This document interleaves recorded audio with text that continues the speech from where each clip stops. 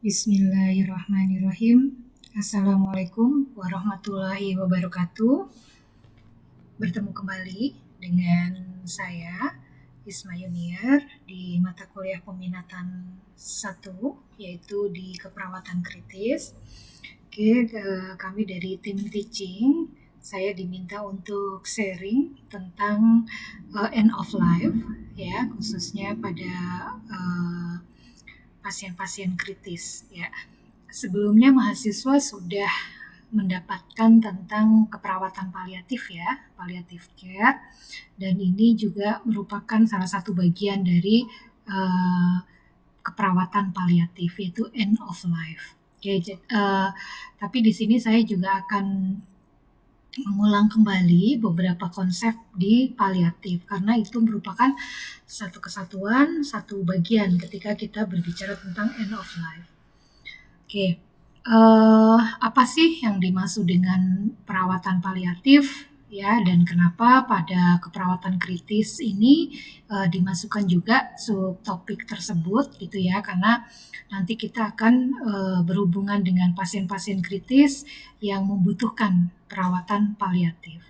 Dan kita perlu juga mempunyai kompetensi dalam perawatan paliatif, ya, khususnya nanti di end of life-nya.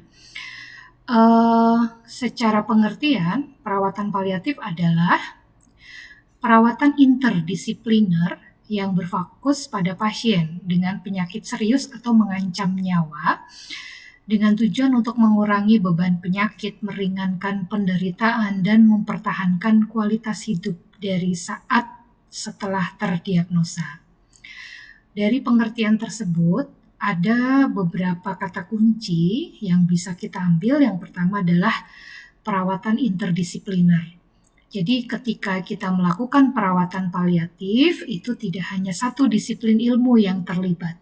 Tidak hanya cukup perawat dan keluarganya, tetapi di sini nanti akan berhubungan dengan perawatan antar disiplin ilmu.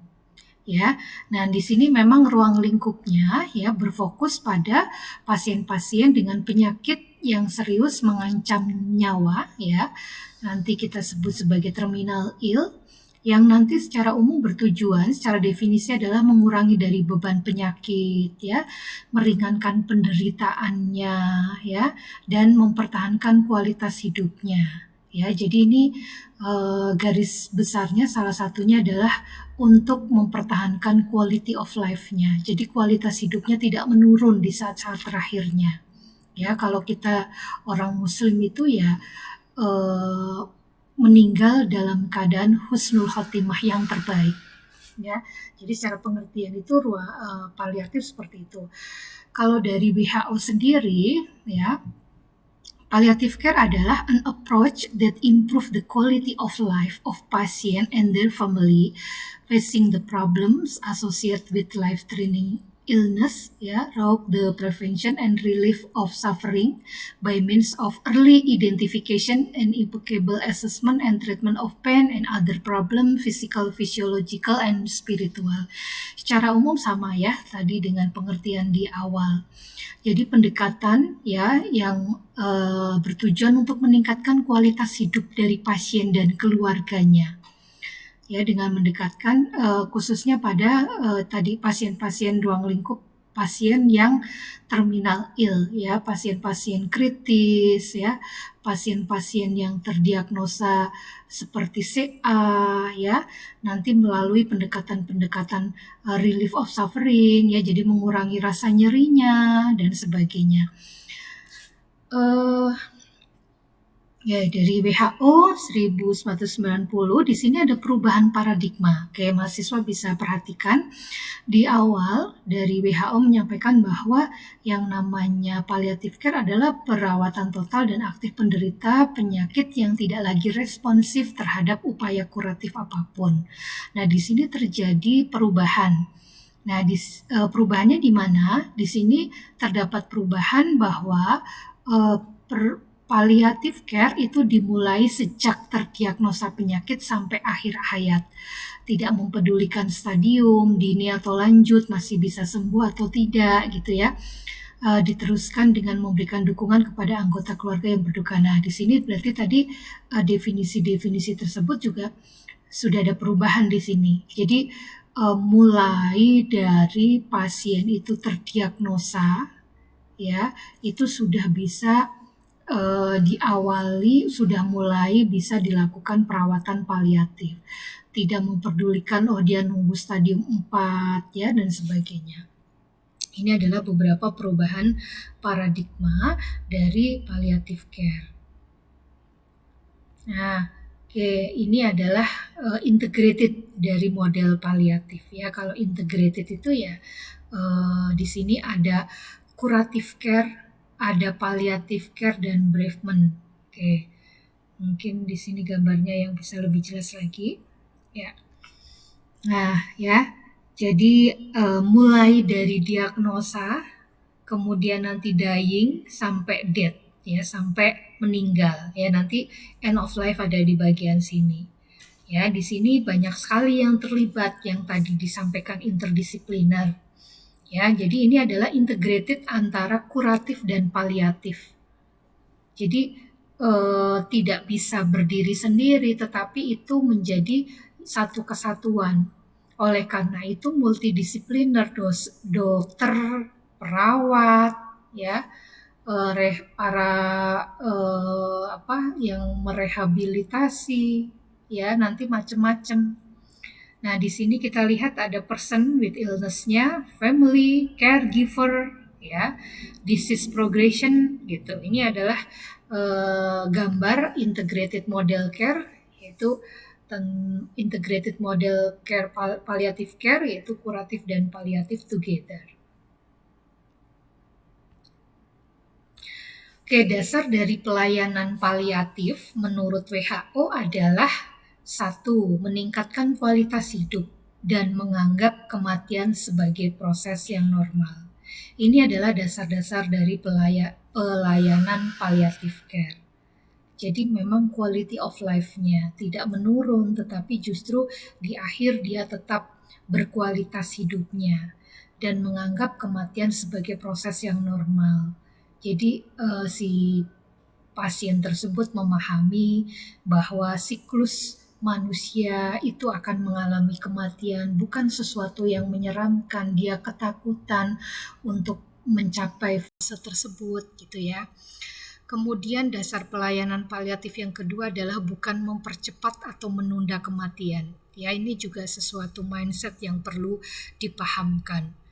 Ya, palliative care itu bukan terus mempercepat atau menunda kematian. Karena banyak yang persepsi seperti itu adalah mau paliatif saja tetapi dengan membiarkan tetap ditunggui keluarga, tetapi dengan membiarkan perawatan kesehatan ke pasien, bukan seperti itu. Ya, jadi konsep itu kemudian mengurangi nyeri dan keluhan lain yang mengganggu. Ya, jadi dalam palliative care keluhan-keluhan ya khususnya kayak seperti kanker gitu ya, banyak sekali mengalami keluhan-keluhan nyeri. Nah, di sini jadi nanti ada treatment khusus untuk mengurangi nyeri pada pasien. Ini juga merupakan dasar dari pelayanan paliatif. Kemudian menjaga keseimbangan psikologi dan spiritual. Jadi dalam paliatif yang tadi disampaikan multidisipliner. Ya, jadi ada pendekatan secara psikologis maupun spiritual. Kalau kita perhatikan ya, kalau hanya sekedar kuratif ya, mungkin kan tidak optimal atau tidak semaksimal dalam memberikan dukungan secara spiritual maupun psikologi. Beda kalau kita mengambil pilihan palliative care yang benar ya, misalnya kita mengambil palliative care benar di rumah ya, itu ya kita memberikan dukungan yang seimbang ya, baik secara fisik, psikologis maupun secara spiritual. Kemudian berusaha agar penderita tetap aktif ya, tidak hanya sebagai objek penderita ya, tapi di sini kita melibatkan pasien ya secara aktif, kemudian berusaha membantu mengatasi suasana duka cita pada keluarga. Jadi dalam palliative care, konsep palliative care pun sasarannya tidak hanya sekedar pasien saja tetapi juga keluarga. Ini adalah merupakan 6 dasar pelayanan paliatif menurut WHO. Tujuan perawatan paliatif apa? Satu, mengurangi penderitaan. Ya, kita tahu bahwa pada pasien-pasien kritis, pada pasien-pasien tadi yang seperti CA, ya, keluhannya sangat banyak sekali ya. Jadi kita akan fokusnya juga mengurangi penderitaan baik secara fisik, psikologis maupun spiritual. Memperpanjang umur, ya, tadi seperti dasar pelayanan itu bukan berarti paliatif itu mempercepat kematian, tidak ya, tapi fokus pada kualitas hidup, ya, syukur-syukur nanti bisa memperpanjang umur, ya, meningkatkan QOL, ya, itu adalah quality of life-nya. Kemudian meningkatkan quality death, ya, jadi meninggal dalam keadaan yang terbaik, ya. Keadaan yang terbaik ini indikatornya banyak. Di sini keluarga siap, meninggal secara bermartabat, pasien dan keluarga siap secara psikologis dan spiritual. Ini kan luar biasa ya, yang seperti kita ketika belajar di keperawatan dasar, menyiapkan pasien dalam keadaan yang terbaik kan begitu ya. Ketika kita belajar perawatan KDK, itu kan salah satu tujuan keperawatan adalah ya membantu menyiapkan manusia, pasien meninggal dalam keadaan yang terbaik. Nah, ini juga salah satu tujuan dari perawatan paliatif, yaitu quality death, meninggal dalam keadaan yang berkualitas. Seperti itu. Jadi secara, kalau kita bahasanya ya secara muslim, sudah ikhlas gitu ya, baik pasien maupun keluarganya. Kemudian memberikan dukungan kepada keluarga, itu adalah tujuan paliatif. Jadi jangan lupa di sini keluarga juga merupakan sasaran ya dari perawatan paliatif. Untuk siapa perawatan paliatif di sini? Individu struggling dengan berbagai penyakit ya, karena tidak menutup kemungkinan tidak hanya CA ya, seperti itu, tidak hanya kanker saja. Di sini dengan penyakit kronis banyak, ada gagal ginjal ya, itu juga ya, gagal ginjal kronik khususnya ya. Nah, ini yang dia harus melawan penyakitnya seumur hidup, harus cuci darah seminggu 2 kali dan sebagainya. Dengan penyakit jantung itu juga merupakan sasaran-sasaran dari palliative care. Kemudian individu dengan penyakit terminal, yaitu individu yang sakit, jelas akan meninggal, kondisinya makin memburuk ya.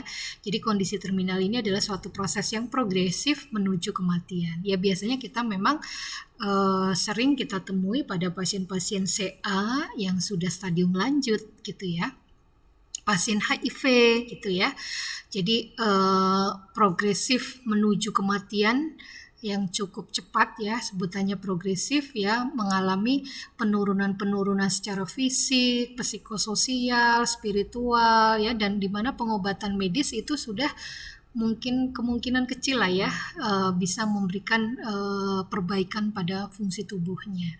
Itu adalah beberapa sasaran dari palliative care.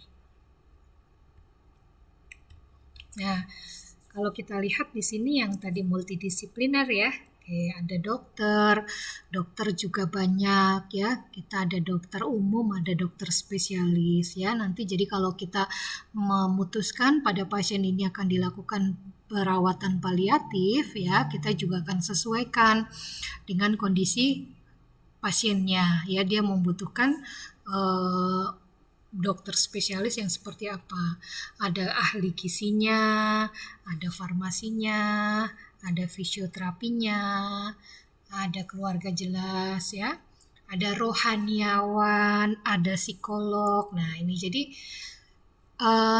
semuanya akan berperan ya, yang mengarah kepada tujuan itu tadi, meningkatkan kualitas hidup pasien kritis, pasien terminal, kalaupun meninggal dalam kondisi yang terbaik. Karena kita lihat di situ ya, ada rohaniawan, ada psikolog, ada keluarga. Jadi keluarga betul-betul sangat dilibatkan. Karena kita juga perlu set up, perlu mengatur supaya keluarga psikologisnya juga sehat. Gitu ya. Jadi kalau pasien ketemu keluarga yang psikologisnya juga, keluarganya bagus ya, nyetrum ya ke pasiennya juga dia akan kuat ketika lihat keluarganya kuat. Atau justru sebaliknya, kalau keluarganya nggak kuat gitu, biasanya pasiennya juga akan sedih gitu ya, terpuruk dan sebagainya. Nah, cakupan pelayanan di keperawatan paliatif apa saja meliputi pelayanan fisik, pelayanan emosi dan coping, pelayanan praktis dan pelayanan spiritual. Ya, kalau fisik berarti terkait dengan fisiologisnya. Ya, biasanya pada pasien-pasien seperti ini ya, pasien-pasien terminal, pasien-pasien kritis ya,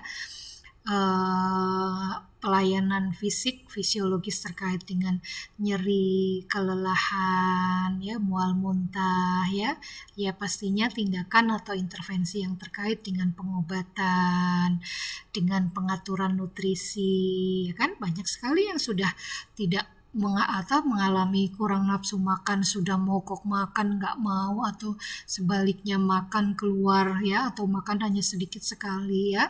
Jadi di sini salah satu beberapa intervensinya pengobatan, nutrisi, terapi fisik, komplementer dibutuhkan beberapa terapi komplementer.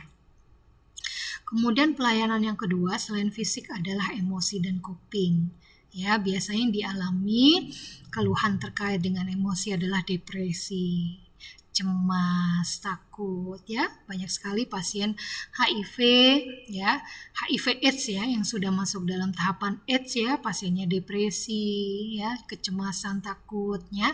Dan di sini untuk tindakan ya, pelayanannya adalah konseling, dukungan kelompok, family meeting ya, atau ada rujuk ke psikiatri kalau memang betul-betul sudah sangat mengganggu kejiwaannya. Oke, tapi ya memang kalau kita lihat pasien-pasien tersebut akan mengalami gangguan itu, selain fisik dia akan mengalami gangguan emosi dan coping, hanya nanti depresinya levelnya mungkin berbeda-beda. Dia akan merasa kesedihan yang mendalam, kesendirian, takut kematian, dan sebagainya. Kemudian pelayanan yang ketiga adalah praktis. Nah, di sini kalau di luar negeri sudah umum ya seperti ini. Jadi seperti membuat wasiat ya. Jadi keuangan, hukum, asuransi ya, itu sudah dipikirkan dan sudah difasilitasi dengan baik. Ya, ini kan perlu juga ya, asuransi nanti seperti apa ketika pasien ini masih bisa berpikir, belum ngedrop banget gitu ya, kesadarannya masih penuh, itu juga masuk dalam layanan palliative care. Seperti apa? Mungkin dia akan memberikan wasiat ke keturunannya gitu kan, aspek apa dari asuransinya dan sebagainya. Kemudian pelayanan spiritual ya, kaitannya dengan keyakinan nilai-nilai agama. Nah, ini biasanya sangat penting sekali ya ketika sudah terminal ya, bagaimana dia mendekatkan kepada yang maha kuasa ya, membuat tenang ya sesuai dengan keyakinan dan nilai-nilai yang dianutnya. Jadi dia sudah ridho, dia sudah ikhlas menerima kondisinya, tetapi kalau yang ikhlas itu terus bukan terpuruk ya, justru malah dia bersemangat gitu ya, dia berpositif thinking terhadap semua keadaan yang dia terima gitu ya, dengan tetap bersemangat gitu ya. Dia tidak putus asa, dia tetap, misalnya kita muslim, tetap berpositif thinking, tetap sholat, kalau bisa ngaji-ngaji, jadi tenang ya, dan dia ketika menjemput kematiannya ya tadi dengan kondisi yang ikhlas, yang terbaik. Kemudian komponen dalam perawatan paliatif ya, satu, mengenali gejala fisik, emosi, sosial, spiritual ya, jadi nanti perawatnya juga harus memahami tadi pelayanan-pelayanan apa yang dalam paliatif itu, kan ada pelayanan fisik, emosi, jadi perawatannya juga mengenali keempat aspek tersebut ya. Kemudian identifikasi tujuan dan perkembangan keperawatan paliatif yang sesuai pasien. Nah, ini memang kita harus melibatkan pasien secara aktif ya. Tadi di awal kan juga disampaikan bahwa pasien itu nggak sekedar hanya sebagai objek penderita gitu ya. Kalau memangnya masih dia bisa berpikir, bisa berkomunikasi dengan baik gitu ya. Kita bisa berkolaborasi bersama dengan pasien bersama ya. Tujuan perawatannya ya kan, perkembangannya sudah sejauh ini nih Bu, Pak ya, disampaikan. Kemudian memahami kemungkinan kesulitan pasien dan keluarga dalam membuat keputusan. Nah, di sini juga perawat harus bisa mengidentifikasi. Ya, dalam proses perawatan paliatif pastinya dinamikanya banyak ya, karena multidisipliner, banyak cakupan pelayanan gitu ya. Pastinya menemui dinamika yang banyak gitu ya. Nah, jadi perlu juga kita mengidentifikasi kesulitan-kesulitan pasien maupun keluarga dalam membuat keputusan. Kemudian membuat advance direktif berkaitan dengan perawatan yang diinginkan jika suatu saat tidak mampu mengambil keputusan. Oke, model pelayanan paliatif. Kalau di luar negeri banyak ya yang namanya hospice care ya. Jadi pasien prognosis 6 bulan atau kurang di rumah, nursing home, panti jompo, unit perawatan di rumah sakit. Jadi kalau di Singapura ya, di negara-negara lain itu ada yang namanya hospice care ya, perawatan untuk pasien-pasien yang terminal itu tadi ya. Kemudian model pelayanan ada juga yang program palliative care. Jadi antara rumah sakit dan fasilitas keperawatan terlatih ya. Kemudian ada juga yang rawat jalan, ada juga yang program perawatan paliatif komunitas. Ini adalah model-model pelayanan paliatif. Jadi banyak ya. Yang sering kita lihat memang judulnya itu ya di hospice care, yaitu tempat tersendiri namanya hospice. Gitu. Untuk pasien-pasien pelayanannya ya ada di situ semua yang tadi kita sebutkan, hanya tempatnya namanya hospice. Gitu. Kemudian ada juga yang rumah sakit plus fasilitas keperawatan terlatih ya. Kemudian ada juga yang dirawat jalan, ada juga yang di komunitas.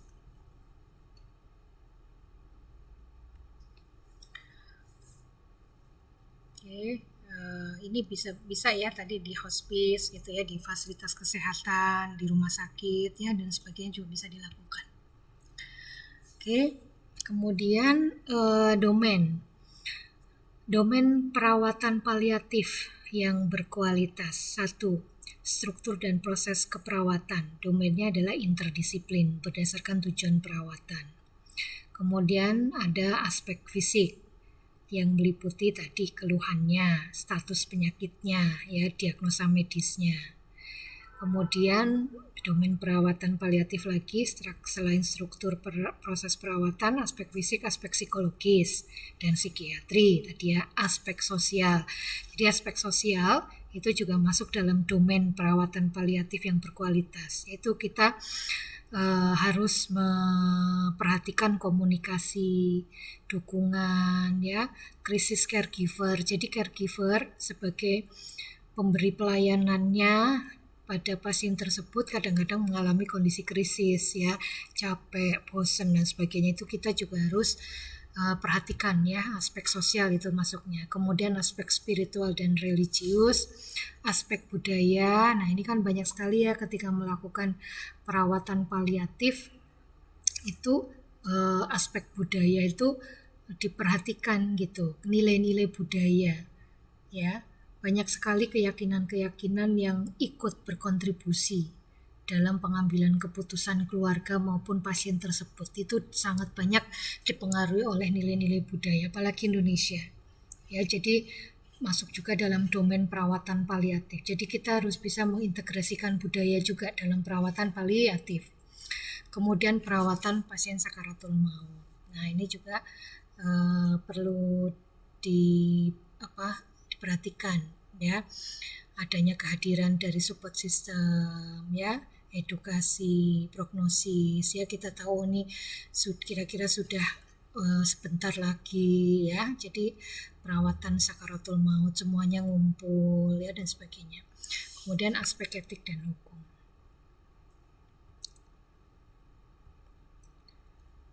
Prinsip dalam palliative care yaitu ruang lingkupnya, yaitu penyakit kronis atau tidak bisa disembuhkan. Waktunya ingat mulai dari diagnosis sampai dengan meninggal. Kemudian prinsipnya adalah patient and family center care. Ya, jadi yang jadi pusat patient and family. Ya, jadi family-nya juga ikut. Kemudian prinsip yang keempat adalah knowledge dan skill, yaitu active care requires specific management of specific condition. Ya, jadi perawatan aktif fokus pada yang membutuhkan manajemen spesifik yang tadi keluhan-keluhan pada pasien seperti apa. Kemudian integral yang tadi kita bilang multidisiplin, saling berkesinambungan, saling berhubungan.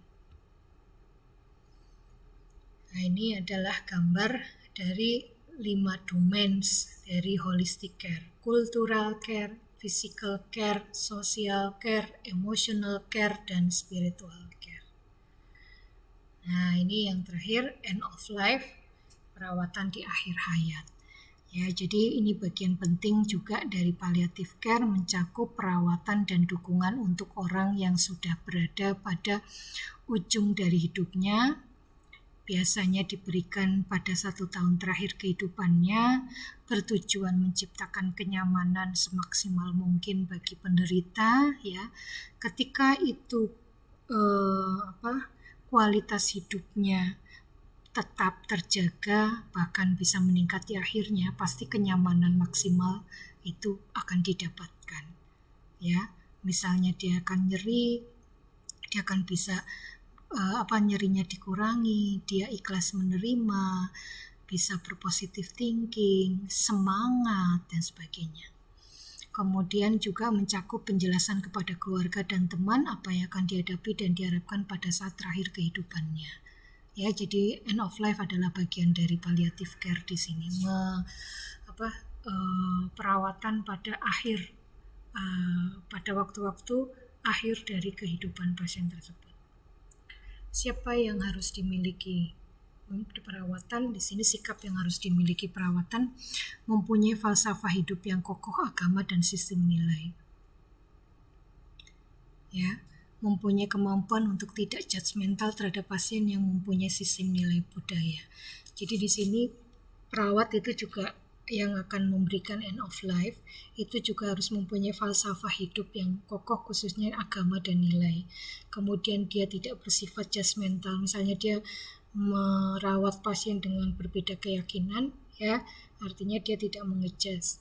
Kemudian mempunyai kemampuan mendengar yang baik dan memotivasi, tidak menunjukkan reaksi berlebihan terhadap bau atau kondisi yang tidak wajar. Kita tahu kondisi pada pasien-pasien terminal, ya betul-betul harus bisa menerima pasien tersebut dengan baik, ya kondisinya. Jadi di sini sikap yang dimiliki salah satunya adalah tidak menunjukkan reaksi yang berlebihan ketika melihat kondisi yang tidak wajar. Apalagi banyak ya kondisi HIV/AIDS, kondisi CA yang mungkin secara fisik juga penampakannya sudah tidak bagus gitu ya. Jadi di sini kita harus bisa menerima dengan wajar, mampu mengkaji, mengevaluasi secara cermat perilaku nonverbal, ya. Kita harus bisa sensitif terhadap sikap verbal maupun nonverbal, senantiasa menemukan cara untuk menangani masalah, menunjukkan perilaku caring. Nah, ini caring sangat dibutuhkan ya kalau di sini sikap yang harus dimiliki pada end of life palliative care di sini. Ya, begitu ya. Jadi sikap harus dimiliki, perawatnya mempunyai falsafah hidup, nilai yang kokoh, tidak judgmental, mempunyai kemampuan mendengar yang baik. Oke, ya. Kita tahu mungkin up down ya, secara mental, secara psikologis, pasien depresi itu kan sangat dibutuhkan perawat yang mampu mendengar dan bisa memberikan motivasi. Itu kemudian mampu mengkaji perilaku secara nonverbal. Ya, mahasiswa sekalian, itu materi yang bisa saya berikan terkait dengan perawatan paliatif dan end of life. Ya, silakan mahasiswa bisa menambah referensi lain di sumber belajar yang lain ya. Untuk materi ini nanti dilengkapi dengan hasil mendengarkan dalam bentuk resume yang diupload di Learning Management System Stingco. Terima kasih atas perhatiannya. Assalamualaikum warahmatullahi wabarakatuh.